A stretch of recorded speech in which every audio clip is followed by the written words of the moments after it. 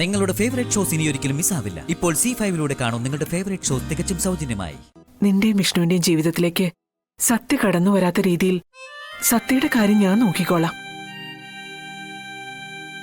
മോളെ, സത്യയുടെ പേരിൽ നല്ലൊരു തുക ഞാൻ ഡെപ്പോസിറ്റ് ചെയ്തോളാം. വളർന്നു വലുതായ അവളുടെ വിവാഹ ചെലവ് അടക്കം ഞാൻ വഹിക്കും. മോളെ, അതുകൊണ്ട് അവളുടെ കാര്യോർത്ത് നീ വേവലാതിപ്പെടണ്ട. ഈ വീട്ടിൽ മഹാറാണിയെ പോലെ നിനക്ക് കഴിയാം. മോളെ, നീ ഇപ്പൊ വിഷ്ണുവിനെ കുറിച്ച് ചിന്തിക്കേ. അവന്റെ സന്തോഷം അത് നീ ശ്രദ്ധിച്ചില്ലേ? മോളെ, നീയായിട്ട് അത് കെടുത്തരുത്. അല്ല, അവന്റെ മാത്രമല്ല, ഈ വീട്ടിലുള്ള ആരുടെയും.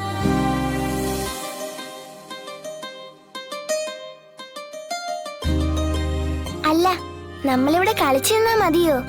പപ്പിയുടെ അച്ഛന്റെ അമ്മയുടെ വെഡിങ് ആനിവേഴ്സറി കൂടണ്ടേ? അത് നമുക്ക് സമയമാകുമ്പോ പോവാ സത്യ.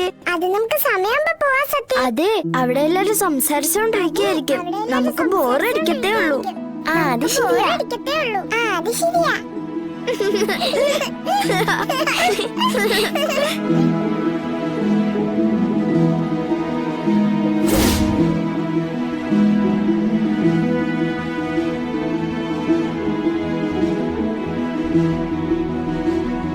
എല്ലാവരും അറിയാൻ വേണ്ടി പറയാ, ചില തീരുമാനങ്ങൾ ഞാൻ എടുത്തിട്ടുണ്ട്.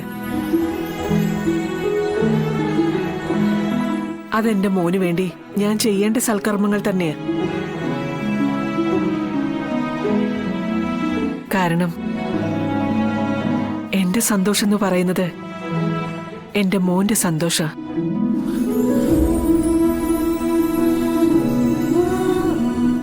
അവന്റെ സന്തോഷം എന്ന് പറയുന്നത് അവൻ വിവാഹം കഴിച്ചു കൊണ്ടുവന്ന അവന്റെ പെണ്ണിന്റെ സന്തോഷം. ശാലിനിയുടെ കാര്യം എനിക്കറിയില്ല.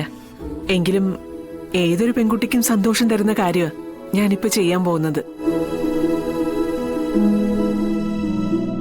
സത്യാമ്മ എല്ലാരും ഞെട്ടിക്കാൻ വേണ്ടി എന്തൊക്കെയോ കരുതിയിട്ടുണ്ടെന്നൊക്കെ മനസ്സിലായി. വർഷങ്ങൾക്ക് മുൻപ് എന്നെ ഈ വീട്ടിലേക്ക് വിവാഹം ചെയ്തുകൊണ്ടുവരുമ്പോ നിധി പോലെ കാത്തുകൊള്ളെന്നും പറഞ്ഞ് രാഘവേട്ടന്റെ അമ്മ എന്റെ കയ്യിൽ ഏൽപ്പിച്ച ഈ വീടിന്റെ താക്കോല ഇത്.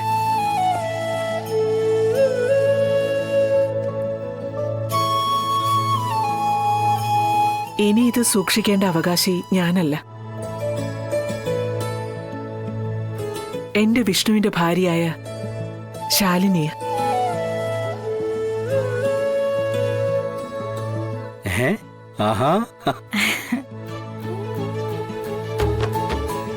ഇത് ഒഴിഞ്ഞു കൊടുക്കേണ്ട സമയം അതെനിക്കറിയാം.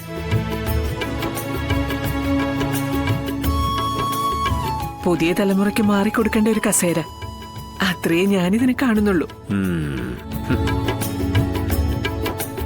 മോളെ,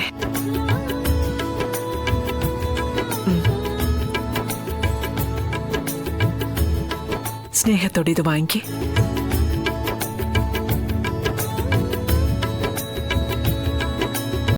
ഡൗൺലോഡ് ചെയ്യൂ C5 ആപ്പ്. കാണൂ എല്ലാ എപ്പിസോഡുകളും സൗജന്യമായി.